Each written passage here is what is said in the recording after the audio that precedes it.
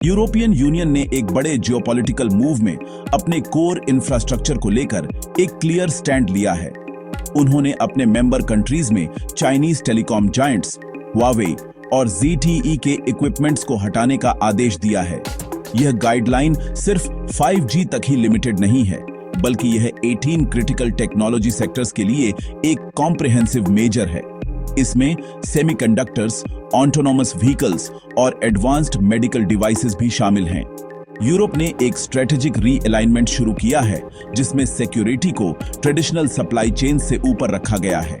पिछले 10 ईयरों में Chinese technology Europe के इंफ्रास्ट्रक्चर में बहुत गहराई तक इंटीग्रेट हो गई थी।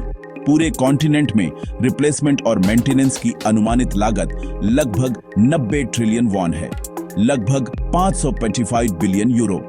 यह मौजूदा सप्लायर से दूर जाने के लिए एक बहुत बड़ा इन्वेस्टमेंट है। 3 साल का ग्रेस पीरियड एक ऑर्डरली ट्रांजिशन के लिए टाइम देगा। यह सर्विस डिसरप्शन को कम करते हुए कॉम्प्लेक्स रिप्लेसमेंट्स को डिजाइन करेगा। मौजूदा सिस्टम्स को हटाना और नए ग्लोबल पार्टनर्स के सिस्टम्स को इंटीग्रेट करना, इसमें बहुत केयरफुल इंटीग्रेशन की जरूरत होगी। यह टेक्नोलॉजी और कॉमर्स से कहीं ग्रोविंग कर एक क्लियर पॉलिटिकल और इकोनॉमिक डिक्लेरेशन है। हाई रिस्क सप्लायर्स को डेसिग्नेट करके यूरोप ने अपनी गहराई चिंताओं को ऑफिशियली बताया है। यह प्रेसिडेंट ग्लोबल सप्लाई चेन्स को रीशेप करेगा और भरोसेमंद पार्टनर्स के लिए अपॉर्चुनिटीज क्रिएट करेगा। यूरोप के इस डिसीजन ने शॉक वेव्स भेजी, लेकिन इंडिया ने इसका इंतजार नहीं किया। इंडिया ने 2021 से ही हाई रिस्क सप्लायर्स से स्ट्रेटेजिक सेपरेशन शुरू कर दिया था।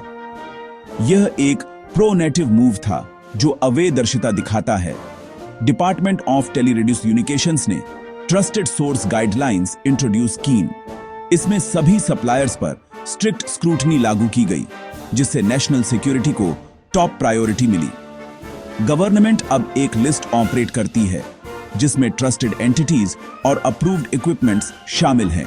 इससे एक सिक्योर इकोसिस्टम बिकमिंगा जो 5G और 4G के तेजी से ग्रोइंग ते वंस पेंशन को सपोर्ट करता है।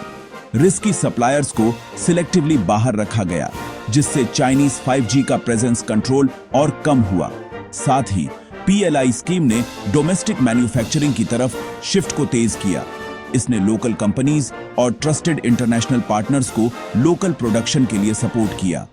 यूरोप ने 3 साल का ग्रेस पीरियड दिया, लेकिन इंडिया ने बहुत पहले और एक्सेलरेटेडली से मूव किया। अर्ली स्टार्ट से ट्रांजिशन को मैनेज किया गया, बिना कॉन्टिनेंटल रेगुलेशन के झटके के। सिक्योरिटी और इकोनॉमिक अपॉर्चुनिटीज को बैलेंस करते हुए इंडिया एक ट्रस्टेड टेलीकॉम टेक लीडर के तौर पर उभरा है। ऑफिशियल डेसिग्नेशंस के जरिए पॉलिसी कंसिस्टेंसी और ट्रस्ट क्रिएटेड किया गया। यूरोप और इंडिया से हुआवे का बाहर निकलना नए ट्रस्टेड लीडर्स के लिए अपॉर्चुनिटीज क्रिएट करता है। इसमें मेन बेनिफिशियरीज सैमसंग, नोकिया और एरिक्सन हैं। ये कंपनीज तेजी से इक्विपमेंट, सॉफ्टवेयर और इंप्लीमेंटेशन सर्विसेज प्रोवाइड कर रही हैं। खासकर Samsung next gen network architecture में एक की इनोवेटर है। ओपन रैन क्लोज्ड से ओपन इंटरऑपरेबल इकोसिस्टम की तरफ ट्रांजिशन को ड्राइव कर रहा है। सैमसंग ने यूके के वोडाफोन के साथ रिड्यूसर शील्ड डिप्लॉयमेंट के जरिए इसकी फिजिबिलिटी प्रूव्ड की है।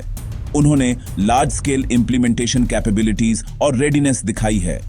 सैमसंग दुनिया के सबसे बड़े 5G मार्केट्स में से एक इंडिया में एक स्ट्रॉन्ग पार्टनर है। जियो और एयरटेल के साथ गहरी स्ट्रेटेजिक अलायंस के जरिए यह नेशनल नेटवर्क बिल्ड आउट को सपोर्ट करता है कि इक्विपमेंट और टेक्नोलॉजी प्रोवाइड करके यह इंडिया के डिजिटल फ्यूचर का पिलर बन रहा है। ये कंपनीज इक्विपमेंट सेल्स से फायर ग्रोविंग कर R&D, मैन्युफैक्चरिंग और हाई स्किल्ड जॉब क्रिएशन में इन्वेस्ट कर रही हैं। वे इंडिया को स्टार्टिंग से सॉवरेन नेटवर्क कैपेबिलिटीज क्रिएट करने में हेल्प कर रही हैं। इंडिया का मॉडल यूरोप के ओपननेस और डाइवर्सिफिकेशन के ट्रेंड से मैच करता है। टेक सॉवरेनिटी टेलीकॉम से फायर ग्रोविंग कर एनर्जी तक वन स्टैंड होती है। जैसे जैसे सोलर और विंड पावर बढ़ रहा है, स्टेबल और सिक्योर स्टोरेज एसेंशियल हो जाता है। यहाँ एडवांस्ड बैटरीज पावर ग्रिड की स्टेबिलिटी और सिक्योरिटी को एनश्योर करती हैं।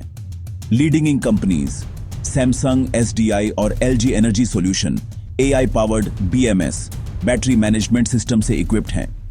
BMS बैटरी का दिमाग है जो एंगेज तार, टेम्परेचर, वोल्टेज और करंट को मॉनिटर करता है।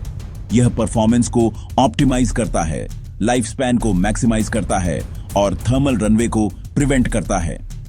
कुछ लो कॉस्ट LFP बैटरीज की तुलना में सेफ्टी और मैनेजमेंट में यह अलग है। इंडिया अपनी खुद की एनर्जी स्टोरेज कैपेबिलिटीज क्रिएट करने में लगा हुआ है। Government BESS battery energy storage system subsidy के जरिए लार्ज स्केल डिप्लॉयमेंट को तेज कर रही है।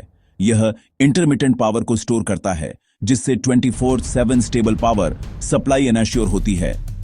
इंडिया की क्लीन एनर्जी एम्बिशंस और कोरिया की सेफ बैटरी टेक्नोलॉजी एक साथ काम करती हैं।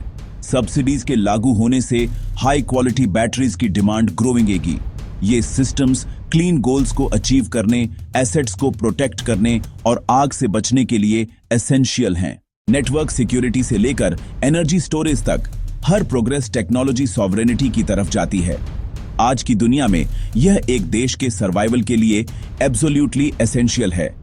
टेली रेडियोकम्युनिकेशंस, सेमीकंडक्टर्स, बैटरीज और मेडिकल डिवाइसेस सिक्योरिटी और इकोनॉमिक स्टेबिलिटी के पिलर्स हैं। क्रिटिकल इंफ्रास्ट्रक्चर के लिए फॉरेन डिपेंडेंस, पॉलिटिकल प्रेशर, जासूसी और सप्लाई चेन शॉक्स के लिए रिड्यूसेजोर होता है। यह इंडस्ट्रियल बेस के इरोजन जैसे साइड इफेक्ट्स भी पैदा करता है। इसलिए टेक्नोलॉजी सॉवरेनिटी एक डिफेंसिव और प्रोनेटिव नेशनल स्ट्रेटजी है। इंडिया ने EU से भी एक्सेलरेटेडी और अवैदर्शिता के साथ मूव किया है। ट्रस्टेड सोर्स गाइडलाइंस और PLI के साथ इंडिया ने एक सेल्फ सफिशिएंट इकोसिस्टम क्रिएटेड आया है। रेगुलेशंस, इंसेंटिव्स और पार्टनरशिप्स एक साथ मिलकर एक रेजिलेंट फाउंडेशन क्रिएट करते हैं। टेक्नोलॉजी सॉवरेनिटी अब कोई चॉइस नहीं बल्कि सर्वाइवल है। इंडिया यूरोप से एक्सेलरेटेडी से फायरे बढ़ रहा है।